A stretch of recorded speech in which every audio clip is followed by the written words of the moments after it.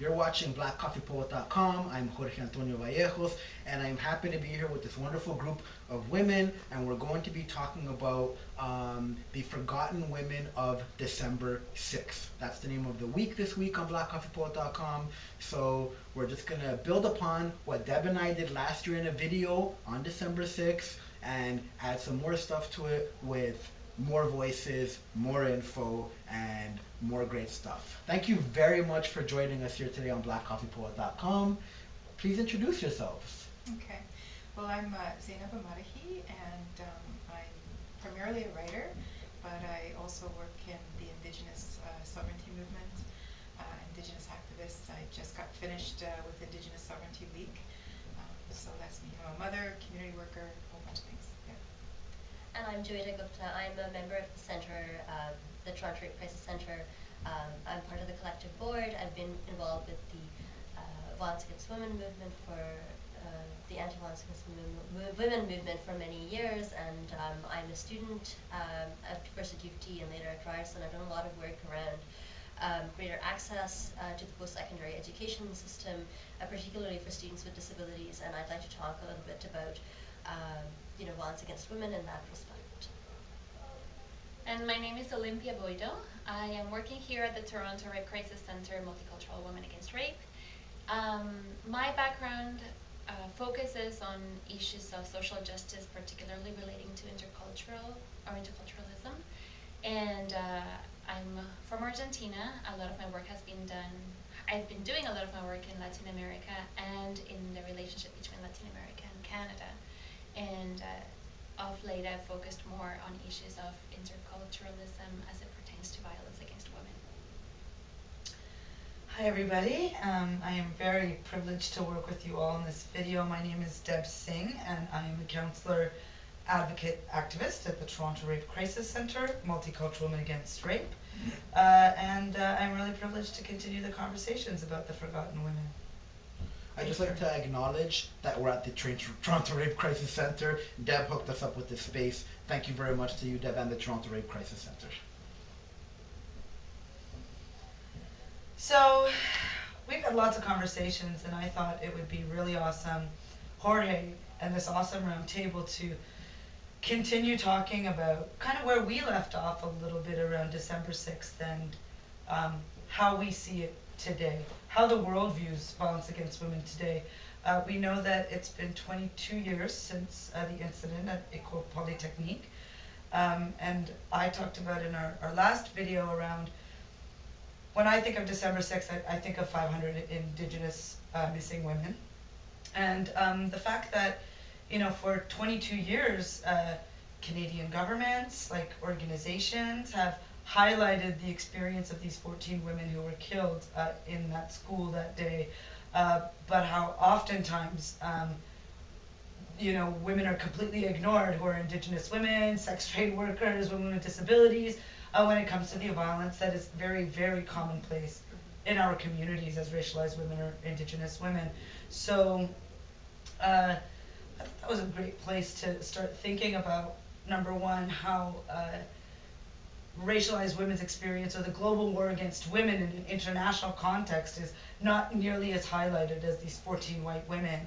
And also how the world views it. I have a friend of mine who's, she turned 50 this year, and for her, thinking about December 6th is different than somebody who's in elementary school who's probably going to go to a school assembly about December 6th and the experiences of what happened then and how it relates to them right now.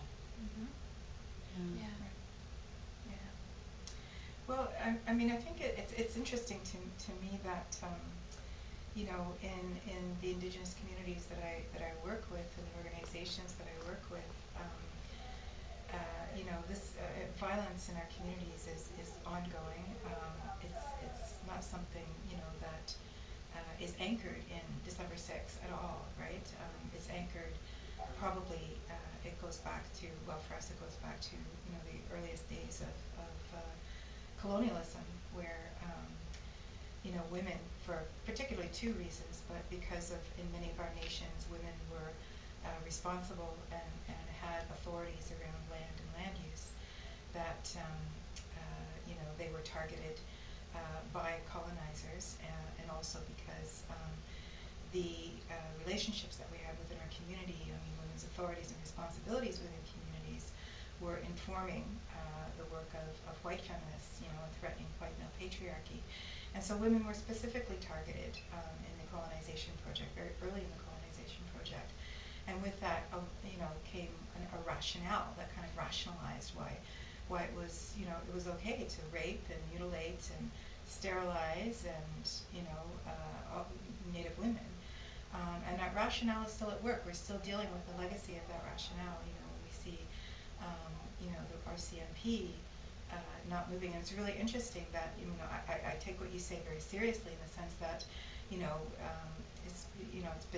it's been more than since 1989. But I mean, what has government done, along with its apology for residential schools, is that they have devastated the Sisters in Spirit movement, which was keeping records and trying to collect information about these missing and murdered women, and how the investigations were going, and how the families were coping, and all of this stuff. So the government transferred money out of Sisters in Spirit and gave it to the RCMP, who we already know. I mean, the article from the other day about the Picton murders, that I mean, it's very clear that the justice and police forces in our communities, in our society, are not taking any responsibility for this violence. So it's an ongoing issue for us, yeah. So it's not anchored for us in December 6th. It's anchored in colonial relations, basically. Yeah. Makes me think also of acknowledging again the occupied land that Canada is. That when we talk about Canada, it being native land, and Canada existing for in the world sphere, it being a country which is acknowledged at an international level, and which also calls for immigration, right? And as you talk about the situation of First Nations communities, for instance, and the First Nations population, it makes me think of the Latina communities in Canada, in Toronto in particular, which is what I'm most familiar with, and the situations of ongoing violence that occurs there. And if we're talking about that, also issues of immigration and status, and the threats, the constant threat that a woman who is dealing with violence, who is a newcomer, can be under if her status is at risk, or if she deems her status to be at risk, her immigration status, right? And what that looks like, and how often that is overlooked in mainstream media, and particularly now with the changes that are coming up for the immigration regulations, right? And the fact that women who are refugees, or who are claiming refugee status, have only 15 days to tell to disclose to a public official the persecution that they have been going through, when public officials are often the people that one would be most scared of, or that one may be actually be running away from. And what that means for women, for the fight against violence against women, and as far as what the Canadian government is doing to acknowledge that reality of violence, not only in what we call Canada, but abroad, and the interrelations between, well, the migration of people in and out of Canada. Yeah, I want to build on a lot of what has been said, and acknowledge that we're on stolen native land. I think that's really important. And I think it's also important to recognize that although the work that women of color, First Nations women, sex workers, and women with disabilities, trans people, although that work doesn't receive as much attention as the 14 women um, and December 6th, there has been amazing work in the community. And I think we should really come at this from a place of acknowledging our strength and our hard work. But I want to talk about December 6th because for me, I am a racialized woman. I'm a woman with a disability. I'm a working class woman. I've scraped my way through university somehow. And as a newcomer, I've had many of those experiences around December 6th as being a very powerful symbol in the Canadian intellectual and landscape and in popular culture. It sort of represents this issue of violence against women in a very poignant sort of sense. And I don't want to in any way make light of what happened at L'École Polytechnique. It was very, very serious and it was very problematic. And it was powerful because it forced people to wake up and take notice. Granted, they took notice of a very narrow spectrum of experience of violence against women, and in my opinion, completely overshadowed the systemic aspects of violence against women, which Zainab has touched on, which Olympia has talked about. Uh, but I would like to talk maybe briefly about the way in which this has gotten institutionalized, and how that serves to legitimize the ongoing exploitation of women of color, of Aboriginal women, of people with disabilities, particularly in the context of a university. What it came down to was there was a person who believed that women had no place at an engineering school, and he sought to rectify the situation. And I think if you look at the number of women in engineering today, it's abysmally low. It's anything between like 10 to 20% of women in engineering. And yet these are the most privileged women that who make it as far as university, who make it as far as engineering, who can afford the tuition. But there are so many barriers in place for single mothers at a university, or for people with disabilities at a university, or for trans people at a university. And I think that those are issues that don't get talked about enough. My best and worst experience of December 6th was being asked to provide the closing address at a December 6th gathering. And when I brought up the fact that it was well and good that they were getting together to talk about December 6th, but they still didn't have like campus daycare, and how that was keeping women out of university, out of getting an education, and how they had a right to be there, that was really frowned upon. So I think there's a lot that can be said, particularly because we're approaching the International Day for elimination of discrimination against people with disabilities. I think there's a whole other conversation that can be had about how violence against women with disabilities is particularly ongoing and systemic in the ways that it is for First Nations women. Um, yeah, what comes to mind from what all of you said was a quote from our last video, Deb, where you said, first of all, we're doing a ton of work out there, meaning the women who are forgotten of December 6th, and you've acknowledged that. Maybe we could build upon that. What are these communities doing that are being forgotten? That are on, all we hear about is the big things like December 6th or the new December 6th, you could say in a way, slut walk and all these kind of things, these white movements. But what are women doing who are left out of the discourse? Maybe we could talk about that, especially in the place that we're in right now, that three of you work at, and the organizations that you've been part of, and the one that got their funding taken away from. Shame on you, Canada. So yeah, maybe we can talk about that. I'd also like to think that just to draw on some of the stuff that we're all thinking, or we've all sort of talked about, is, this place where after 22 years there's still a Canadian white supremacist view and self-importance around the experience of December 6th. And as Joita said, it was violent, it was important, it was wrong, but that even after 22 years of this, there's still so few links for Indigenous women, women of color, in any Canadian mindset, right? Like any, and whatever that means, right? Like the average person, like living from a heteronormative white supremacist place, I don't know, right? So, I mean, our work is, to speak for myself a little bit, at the center, we've had a conversation this week in particular around emotional justice. And being able to honor each other's work, to honor the emotional work that we've all had to do as, say, survivors to get to this place, that survivors have had to do to walk through those doors, that we have to do as racialized women to even acknowledge that taking time for ourselves, whether it's like an hour a week in face-to-face counseling, is like a huge revolutionary piece of work, because the expectation of us as women of color, as Indigenous women with experiences of oppression, that it's very hard for us to even take time out of our lives to do work that might be even valued or seen as like important, not only to ourselves but to the larger community, right? So I'd like to think that I think that uh, Indigenous women, racialized women are doing, women with disabilities, queer women, like are doing so much personal work just to even get to that place where we can do what's considered activist work or what's considered doing something in the community. Our self work is big, or to be acknowledged by like other people, whatever that means, right? And at this point, I'm just othering like the privileged, you know.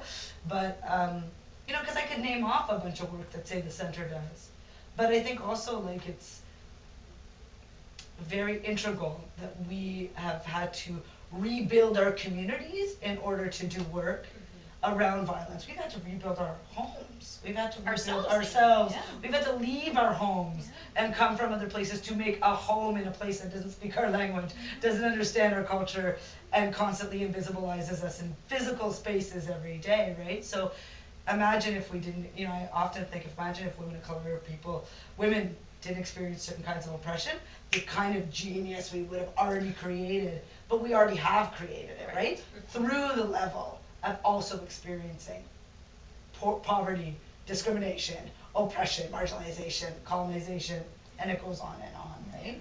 So I think that's not seen and not even talked about, but talked about within our own communities, with, amongst each other in certain ways, but it's definitely not valorized in a certain like the nonprofit work. Oh, you're an indigenous community. You created this project. You're a racialized community. You created this project, but the work of rebuilding ourselves as individuals or as survivors of violence, and that's systemic violence, sexual violence, like, you know, that work is so invisibilized, I think, you know, but we acknowledge it amongst each other and ourselves. Yeah, yeah, and I think that's important. I think, you know, I mean, I could talk about there's so much work going on and so many levels of it going on, but I think one of the things that struck me about what you just said is that, you know, this colonial capitalist society does kind of like put us in a place where we have to deal with things as individuals, and I think one of the most powerful things that First Nations communities do, as well as other communities, is you know, organize as communities to provide you know that healing space as well as that that place of what I call decolonizing our mindsets and doing that kind of work. But you know, in pre-colonial times, for I would suspect all of us, and we've all been impacted by colonialism, but I would suspect all of us, you know, responded to these issues as communities, right? And so we weren't kind of like, you know, walking through the doors all alone, you know, having, you know, all of these burdens that we had to face all alone and being blamed for our own you know, oppressions at the same time and our own experiences and negative experiences at the same time. So, I mean, very quickly, one of the things that sticks in my mind that I think is just so beautiful as a model, Patricia Montour, who is Mohawk and has passed on, she passed on last year, an amazing writer, an amazing, you know, community person, community woman, a leader. And you know, she left law school, she left teaching, not law school, she left teaching at law school, she left being a lawyer, and went to work at the community level, you know, and just instead of, you know, she got together with the aunties and the grandmoms and people and the young women, and instead of, you know, for example, if the example she once talked about with me is if someone, you know, if a young kid goes out and throws a brick through the window, you know, they wanted to get out of this habit of, you know, picking up the phone to call, you know, the res police to, you know, respond to this criminal act, but instead to call up that boy's aunties, to call up his mom, to call up his grandmother and grandfather, and intervene at that level before he had graduated onto the next, you know, criminal act, you know, and kind of begin that healing process at that place, at that time, right? And to take that responsibility as a community for our own people, right? And I think that's the kind of work that I love to celebrate, and to not rely on the frickin' RCMP or, you know, the next law that's passed or whether the funding comes or not, but to take that responsibility. And she was an amazing model, you know, of leadership that did that. And I've probably taken up way too much of my time, but I just wanted to, you know, really celebrate those kinds of efforts. Yeah. If I could add to that, I like the way that this is going as far as also acknowledging the things that we are doing. And first of all, Jorge, when you talk about or when we talk about the women that are forgotten, it made me think as I heard you say that, who are who, who are the women and who are we forgotten by, right? And yeah, there is all this like effervescence going on by all these women that are forgotten. And yes, clearly there are power relations that make it a big deal that there's a huge sector of the population that is being forgotten. But it's not that we're, yeah, and I think that's what we're getting at. It's not that we're just sitting back and feeling miserable and moping. And no, there's a lot of good things happening. And as I was listening to you saying that, talking about how communities are pulling together, like whether it be at the Toronto Red Crisis Center, at a local community, um, for me, I just quickly wanted to draw the connection between, well, violence against women in other countries and it being so hugely impacted by the neoliberal agenda, right? A lot of the women that I have worked with, at least, or that I'm in touch with, have been um, abused by their partners, their male partners, mostly in relation to alcoholism and lack of work, um, a losing of cultural identity, that have in turn left little choice for them but to come to Canada seeking refugee status. Now, once they're here, all of these connections that you were just talking about are not cut, because there's still connections over the phone, internet, and all of these things, but you can't just call up and it's like you would regularly, right? Yeah. You have a child and it's like the whole burden on the mother, because it's probably a single mom who's escaped a situation of violence. So little support in a situation like that. And there's all these new families that are being formed in the queer communities where there has been abuse, or not, where there are fragmentation of the family links of bloodlines. We managed to create other families, right? Other communities, and I've been so heartened by just seeing how connections with a neighbor who happens to be from a similar region that you're from, or speaks your language, or whatever the case, becomes such an integral part of your life that maybe wouldn't have been the case if you had met them in other situations. And it's those very connections, again, like kind of, so adding to what you were saying just now, that make the work happen, that make us be, yeah, so forgotten by maybe mainstream society, the privileged, but still doing so much work for healing, both at a personal level, a community level, societal level. It's something definitely that I feel is important for us all to keep in mind. Well, something we talked about in our meeting, Deb, was you said to make connections. You know, for December 6th was 22 years ago, and then with the movements that have popped up that have become very popular, that are basically kind of a replication. White women running the show, or white people running the show. One being Slut Walk, very popular, and there's so much racism happening in Slut Walk. You wanted to make that connection. And then you said something very pivotal, was like, if it was all black people at Occupy, that thing would have been shut down within 2 days. Okay? No one's talking about that type of stuff. So we have not that much time left, but maybe, because I know that was important, you make that connection too. Like, are are things changing? Slut Walk is the new movement now. White women with a lot of racism in it. Occupy, another white movement. At least here in Toronto, it was a very white movement and a lot of problematic things. You know what I mean? Meanwhile, people like everyone on this couch are doing such good work, but it's not being acknowledged. Well, it's funny, right? Like, I mean, I could go so many places with that, but to be quick, I think that I always, as an activist, have this conundrum. Do you do the work even though you're not gonna, it's in a place where there's stairs and it's not gonna be accessible to women in mobility device? Or do you cancel it entirely and just not do it? Do you have a movement where it's gonna be riddled with critiques around racism, classism, like heterosexism, like ableism, like all these different things? Or do you watch a movement grow and evolutionize in terms of these ideas, right? Like, particularly with Slut Walk, um, you know, I remember the Thursday before the event, it was on the cover of the Toronto Star. And my mind was blowing. Like, my mind was blowing. I don't think I've ever seen a Take Back the Night in my short time in activism. make it to the front page of the Toronto Star. Never mind any given seemingly marginalized but very majority movement of people who are needing, I don't know, childcare or more money on a OW or ODSP or, you know, whatever we have. So I think that I find myself over and over wanting to either critique, to create betterness, or to like, because I don't know, do we break it down? Do we say this is not cool? Do they centralize voices? And what are those organizations doing to centralize, not include, to centralize the voices of Aboriginal women, of women with disabilities, of queer women, lesbians, Trans you know, women. trans people, trans women, you know, so what does it mean to do that? Yeah, It's we've big. got less than 4 minutes left.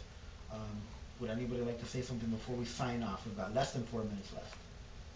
I think I quickly jump in about Slut Walk. So they did receive considerable criticism about the racism, and one of their responses was, well, how do we know what to do if women of color don't tell us? And I think that's a really problematic approach to any kind of organizing. Just expecting people in a place of oppression to educate you is probably not a good way to start things off.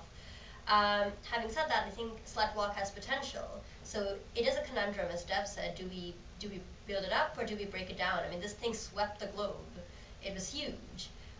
So I think maybe this is a topic for a future conversation. How do we centralize the voices of women of color, women of Okay. disabilities? Excellent. Is there anything anybody else would like to say? Thank you, Jorge, for Thank having you us very on back. much. Before we leave, we did want to give some solutions. That was one, educate yourself.